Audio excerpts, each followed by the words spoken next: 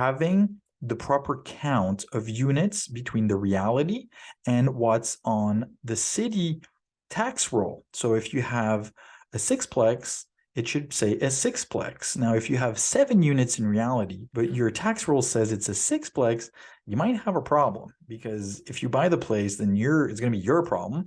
And this extra dwelling needs to be recognized by the city before you close. So this is part of your due diligence. So kind of an easy way to remember is like always check the number of units, especially if it's an odd number.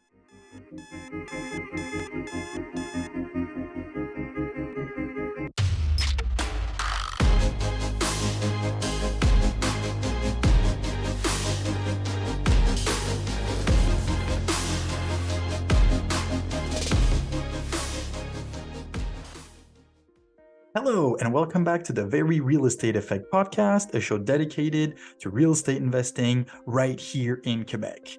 And today I got a lot of comments and questions about last week's episode on due diligence. Seems like it's a hot topic. So there's a few more things I want to bring. And most importantly, I want to bring you some tricks and some tips on things you can do that will make a big difference in doing your research about a property before you buy it. So before we jump into it, a few things. One, I want to thank everyone who has been pressing the 3 little buttons on iTunes or on Spotify and click on follow, who are now have subscribed to the show, because it really helps me reach out to more people. So thank you very much. As usual, share this episode with a friend, send me some feedback. I also got some suggestions for comments, and I really appreciate it. So if there's more people you think I should interview, people whose story is worth sharing, please let me know.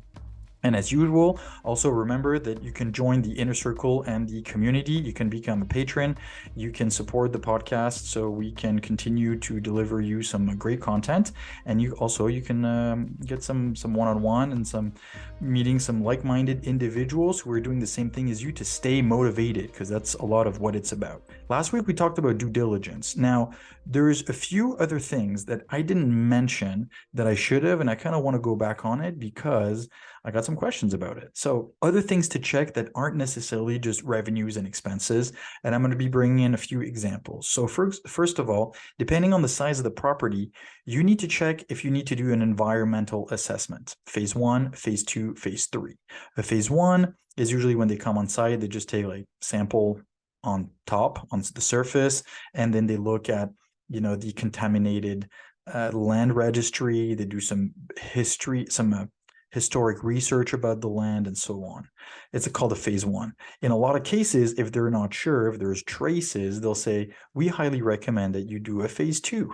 And that's when they actually come on site and they drill and they kind of make carrots and they take samples from much deeper. And that's when they analyze the soil in a lot more depth. And then a phase 3 is like a whole other category. There's bigger costs attached, and hopefully you never get there. And if you do, you might want to just walk away, unless you want to pay for a big decontamination.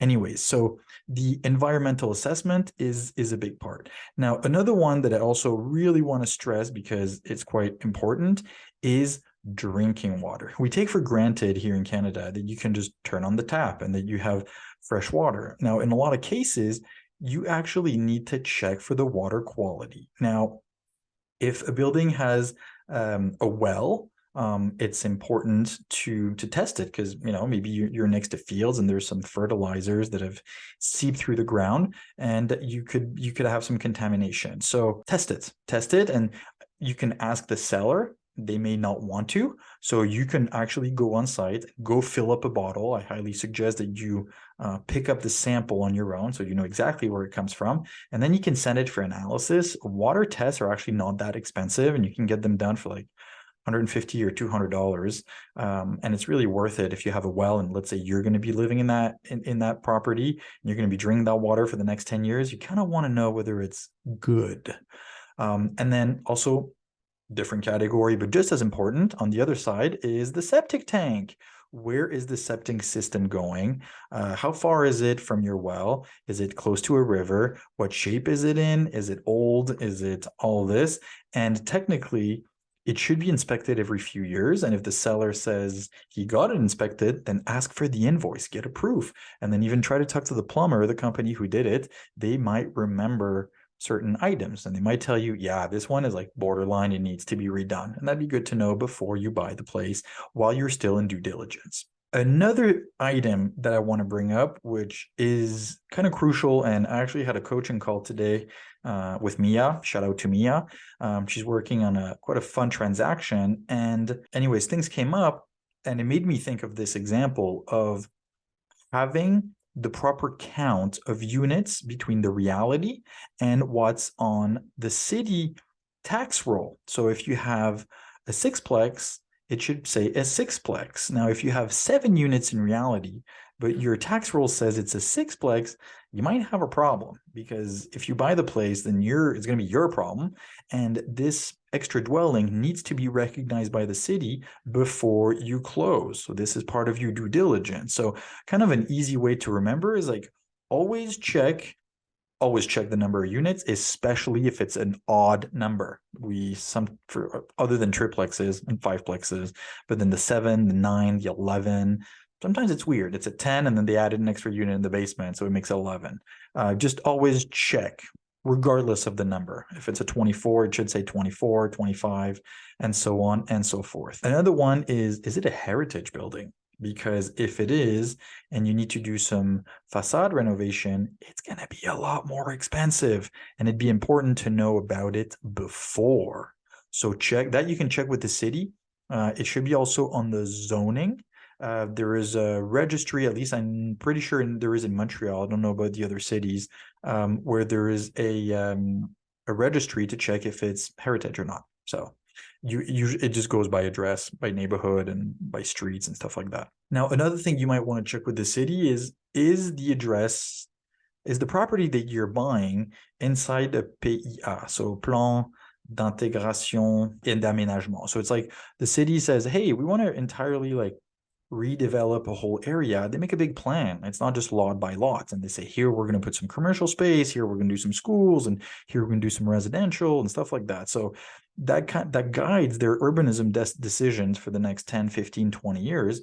So if there's a new one that was put in place, you want to know about it, because there's also restrictions on the architecture style or some of the requirements about the facade, only red brick and only this type of windows and only that type of roof, and so on and so forth. So those are important things to know before. And it's the same thing for easements. So easements or servitudes. I've talked a little bit about it last week, but this is really important to find out, and that is from your certificate of location.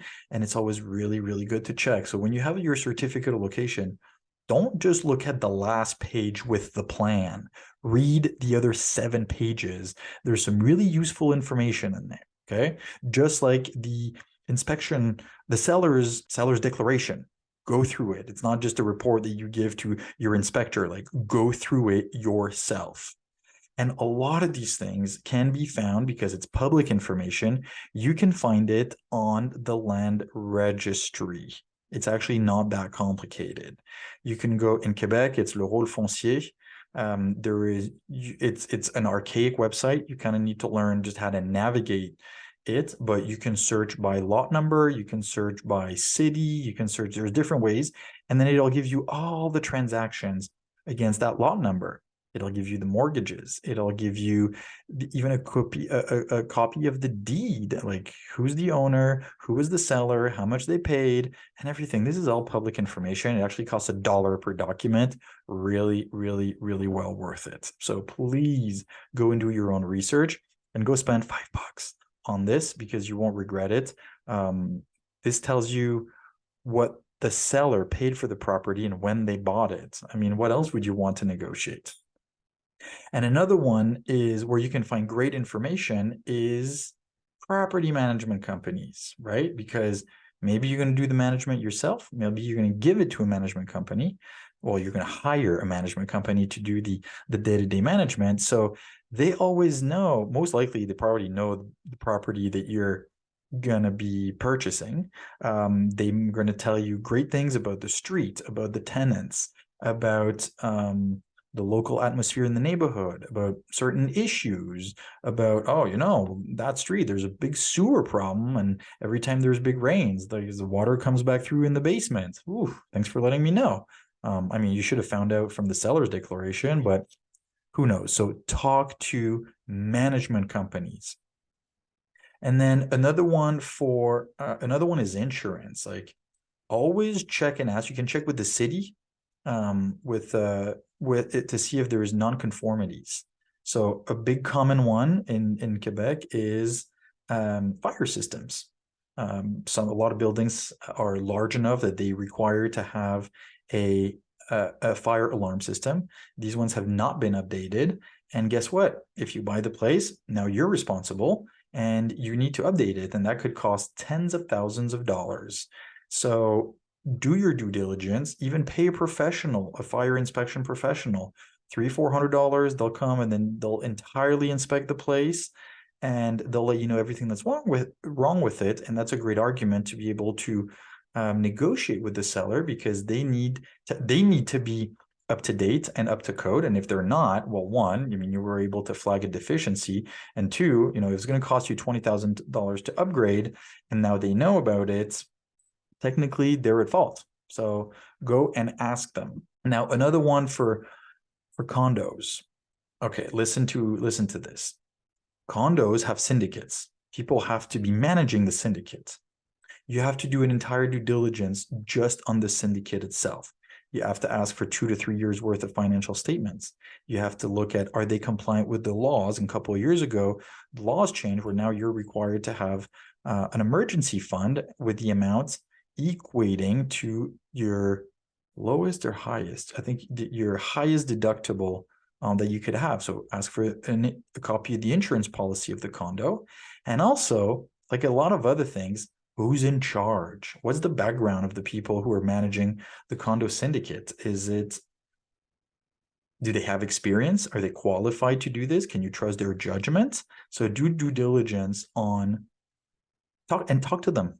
Hey, since how long have you been doing this? I understand you're the treasurer, the president, the secretary. Like, how organized are you? Like, ask for some documents. You'll see how quickly they're able to provide them. An organized syndicate can usually send you any document you want within 24 to 48 hours. Okay. Maybe a little bit longer depending on the size, but like, if it takes them weeks to send you financial statements, smells bad. You might want to stay away from this. Now, title insurance is something that's come up a few times. People have asked me, should I take title insurance? It's another $300. There's very few providers and stuff. Yes, you should totally take it. For $300, would you not want to take that insurance? I mean, if there's something wrong with title, if there's something wrong with your neighbor, neighbor in terms of like line and encroachment and stuff like that, the title insurance protects you against faults relating to the title of your company, of the property, sorry, which is kind of the basis of what you own. Of course, you should take that insurance. And in a lot of cases, you can just ask the seller to provide it. And if they don't want to, take it on yourself. For $300, to me, it's a no-brainer. Okay?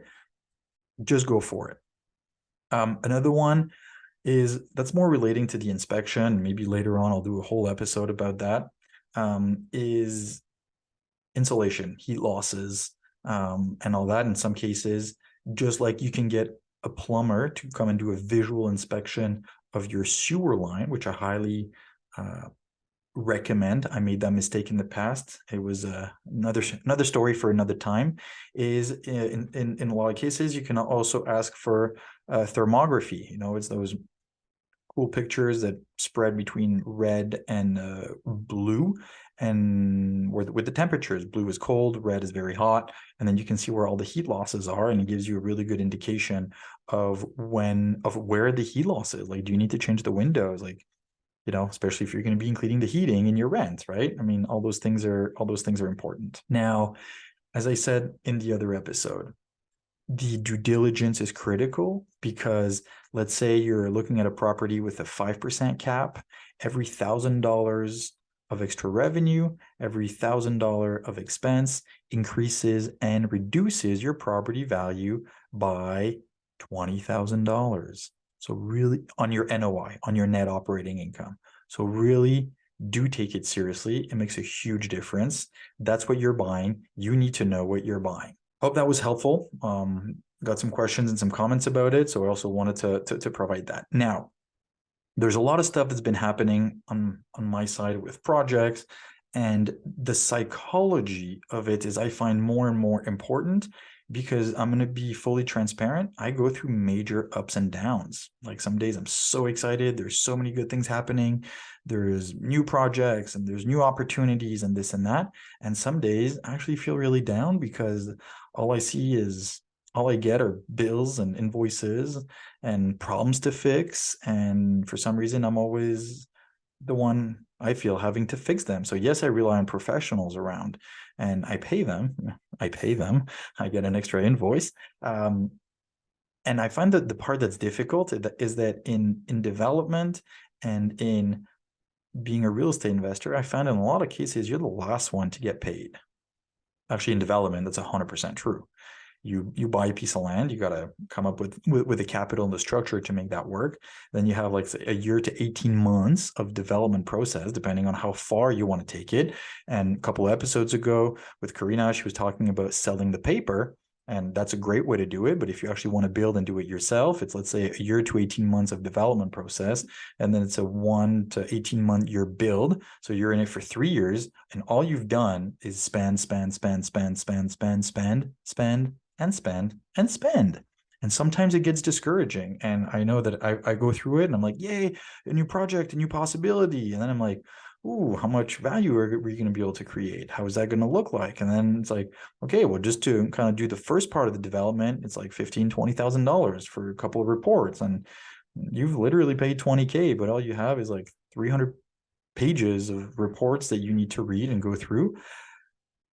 And it's important to forget that, as discouraging as it can be sometimes, those 300 pages and $20,000 helped you increase the value of your land by a lot.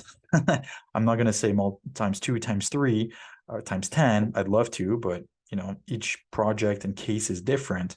Is that sometimes you can do $10,000 of expense, but you can add $100,000 worth to your land. So depending on the scale of the project, it's important to do it. It's important. Never forget that part. And this is where I take a tremendous amount of pleasure in the development process, is actually buying something old and shabby, but that has potential, and phase after phase, report after report, throughout that whole dance and gymnastic of doing a preliminary project and submitting it to the city and working with the city and trying to optimize it, and then coming to a final plan where you build residential, you build commercial. I'm making better the neighborhood. I'm contributing to the city, and I'm in the perspective of, especially when we do residential, we are going to offer residential. We're going to offer dwellings where people can move and have good memories and build a life and contribute to society. And so, yeah, I'm going to make money throughout it because they pay for the rent and the rent pays for the mortgage and it increases in value and so on and so forth. But it's not just that. It's actually very far from just that. It's the development process is fascinating. And when you think about it at a bigger scale, this is how cities have been built. As discouraged as you might be, as little result as it may seem, keep going. The value you build is throughout time. It's not a sprint, it's a marathon. And it's a marathon that are walked by turtles who go nice and slow and steady, and they never stop and they keep going. And in the end, they go faster and further than the rabbit. So I've been going through it. It's been a roller coaster over the last couple of months, but there's some really good projects in the pipeline. I'm quite proud about it. In the next episodes, or when I feel comfortable or it's far enough, I'll be able to share and announce what is it that we have new. And I look forward to it because it's very exciting. So I hope this was helpful. Please share this conversation with a friend. Send me some ideas of content and people you'd like to hear about, to be interviewed. And on this note, I wish you a wonderful evening. Subscribe to the show. Thank you very much for listening in. It's really a pleasure to be helping you week after week to build your confidence that you can invest in real estate, and you have all the tools to do it. So go out there, research your market, make some offers. Thank you, and I'll talk to you next week. Ciao. Signing out.